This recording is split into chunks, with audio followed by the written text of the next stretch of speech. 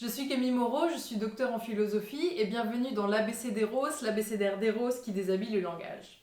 Vous le savez, j'aime toujours remettre au goût du jour des mots anciens et surannés, et aujourd'hui ne fait pas exception puisqu'on va parler du mot vie. Le mot vie est utilisé dans la langue française pour désigner, je cite, le membre viril depuis le Moyen-Âge.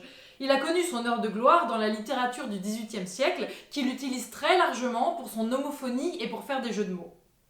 Voici la description du vie donnée dans Histoire de Don Bougre, portier des Chartreux, de Gervaise de Latouche, paru en 1741. Un vie, ma chère Suzon, est le membre d'un homme. On l'appelle le membre par excellence, parce qu'il est le roi de tous les autres. Ah, qu'il mérite bien ce nom! Le plaisir est son élément, il va le chercher dans les replis les plus cachés, il pénètre, il sonde, il le trouve, il s'y plonge, il le goûte, il le fait goûter. Il y naît, il y vit, il y meurt et renaît aussitôt pour le goûter encore. Le membre viril est donc un vie. En revanche, le terme usuellement utilisé dans les mêmes textes érotiques du XVIIIe pour désigner le sexe féminin est celui de ventre. Si vous vous souvenez de vos leçons de français au lycée, alors vous savez que cette figure de style où l'on désigne la partie pour nommer le tout s'appelle une synecdoque.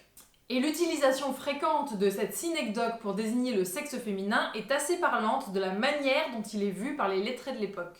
Le sexe féminin à l'époque n'a pas le droit d'être nommé, il est nébuleux, il n'est pas vraiment situé. Le ventre est certainement associé au sexe car c'est par le sexe que la femme est fécondée et c'est dans le ventre que se développe l'enfant.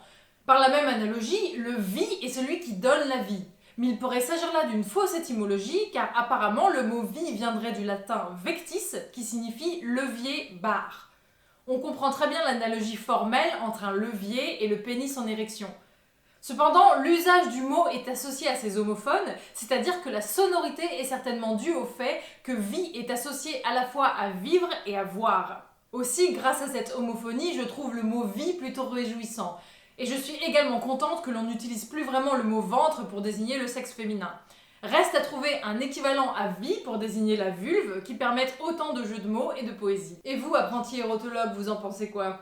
N'hésitez pas à commenter, quant à moi je vous donne rendez-vous dans 2 semaines pour la suite de notre abécédaire. D'ici là, que le plaisir soit avec vous.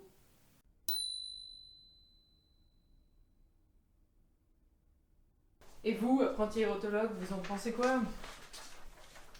Hein, le petit coquin ? T'étais en train de filmer.